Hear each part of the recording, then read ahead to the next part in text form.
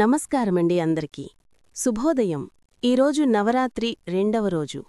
ఈరోజు విజయవాడ కనకదుర్గమ్మ ఆలయంలో రెండవ రోజు అమ్మవారిని శ్రీ గాయత్రీదేవి అలంకారంతో దర్శనమిస్తారు. గాయత్రీదేవి అమ్మవారు 5 ముఖాలతో 10 చేతులతో సకల శక్తుల సమాహారంగా పూజింపబడుతుంది.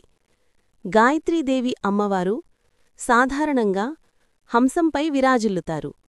హంస వివేకం, శుద్ధత, నిజంకు సూచిక. అమ్మవారికి నైవేద్యం కొబ్బరి అన్నం పెట్టాలని చెబుతారు. కొన్నిచోట్ల దద్దోజనం, చక్కెర పొంగలి కూడా సమర్పిస్తారు.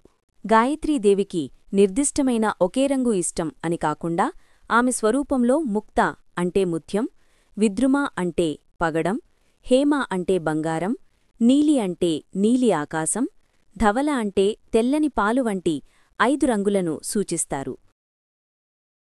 గాయత్రి అమ్మవారి ఒక్కో ముఖం ఒక్కో శక్తికి సూచిక. ఒక్కో ముఖంకి వేరువేరు పేర్లతో పిలుస్తారు.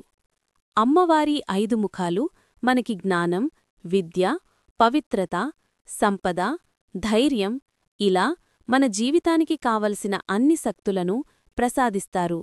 అమ్మవారు మన భక్తికి మెచ్చి మన కోరికలు అన్నీ తీర్చాలని కోరుకుంటూ సెలవు. మళ్ళీ 3వ అలంకారంతో కలుద్దాం. నమస్కారం.